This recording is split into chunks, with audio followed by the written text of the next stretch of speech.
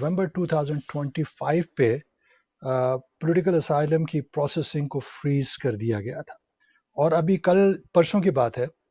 مارچ 30 کو کہ یہ فریز ختم کیا گیا ہے. لیکن یہ فریز جو ہے مکمل طور پر ختم نہیں کیا گیا. میں آپ کو بتاتا ہوں کہ کس پہ یہ فریز ابھی تک قائم ہے. آپ کو معلوم ہو گیا کہ اس کا پس منظر یہ ہے کہ ایک افغانی شہری واشنگٹن ڈی سی میں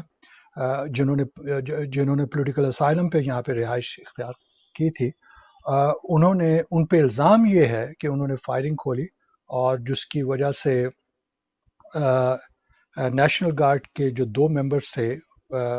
وہ زخمی ہوئے، اور ایک کی موت واقع ہو گئی. تو بہت بڑا واقعہ تھا. اب اس ایک واقعے کی وجہ سے ٹرمپ ایڈمنسٹریشن نے ڈیسائیڈ کیا کہ جتنے بھی اسائلم کی اپلیکیشنز ہیں اس کی پروسیسنگ کو روک دیا جائے، اور جو ورک آتھرائزیشن ہم ایشو کر رہے تھے وہ ورک آتھرائزیشن بھی ایشو نہیں کریں گے.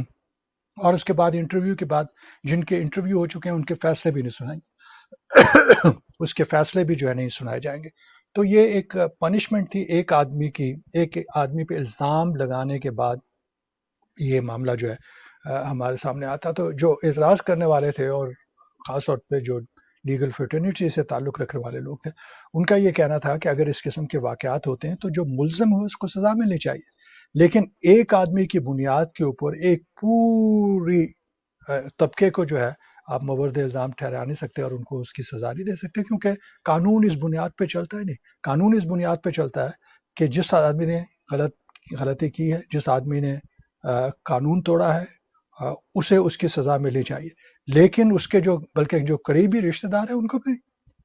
آپ سزا نہیں دے سکتے. یہ کہتے ہو یہ تو اس کا رشتہ دار ہے، انلیس کہ جو ہے یہ ثابت ہو کہ وہ بھی گلٹی ہے. تو ہزاروں کی تعداد میں لوگوں سے آپ نے ان کا حق چھین لیا. تو اب میں سمجھتا ہوں کہ ایڈمنسٹریشن نے ایک اچھا قدم اٹھایا، اور ان کا قدم یہ ہے کہ ایسے لوگ جن کی اسائلم کی اپلیکیشنز پینڈنگ تھی ان کی پروسیسنگ شروع ہوگی، ورک آتھرائزیشن جو ہے دیے جائیں گے، اور اس کے ساتھ ہی ان کے انٹرویو بھی جو ہے وہ اسکیڈول کیے جائیں گے. اور اس کی تصدیق آج، بلکہ میں نیو جرسی میں تھا اور وہاں پہ ایک اسائلم سینٹر میں اپنے کلائنٹ کے ساتھ موجود تھا، اور وہاں پہ میں نے اس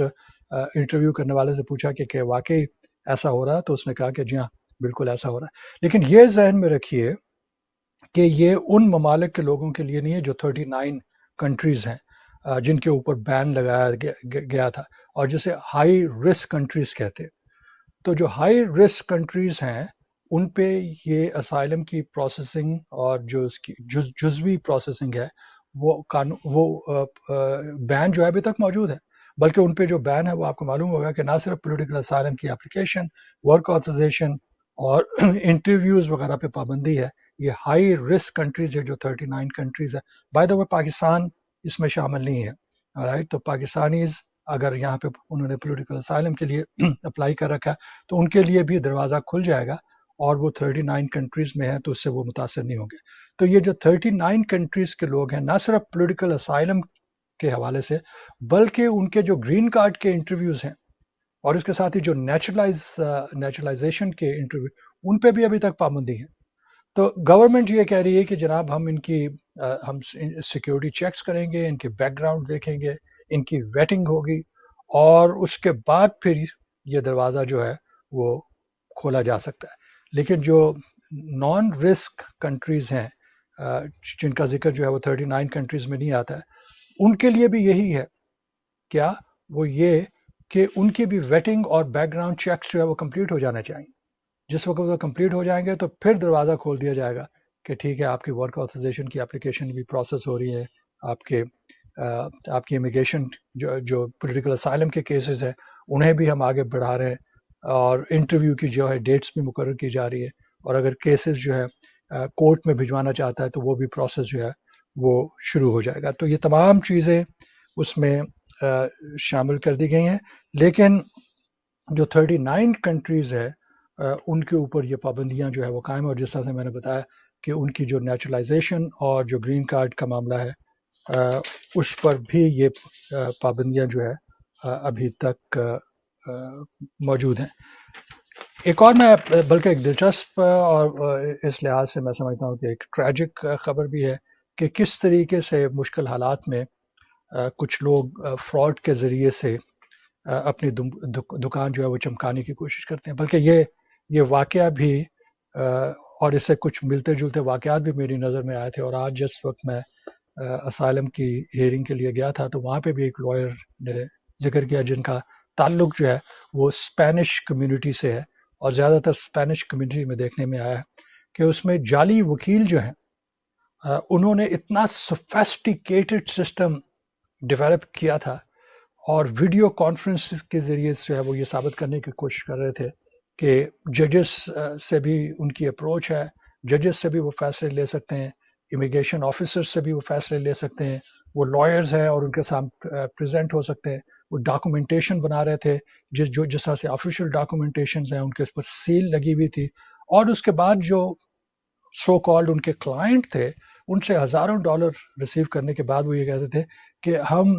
یہ ہیئرنگ کے اوپر جو ہے یہ جائیں گے اور ویڈیو کانفرنسنگ کے ذریعے سے آپ کو ریپرزینٹ کریں گے اور آپ کو جو ہے آپ کے گرین کارڈ مل جائیں گے. اور اس صورت میں کئی لوگ جو ہے اپنی اصل جو تاریخیں تھیں اس تاریخوں پہ بھی انہوں نے اس پہ نہیں گیا کیونکہ انہوں نے یہ جو لوگوں نے کہا تھا یہ جعلی وکیل جو ہیں تمہیں جانے کی ضرورت نہیں, ہم ساری چیزیں جو ہے وہ کمپلیٹ کر لی.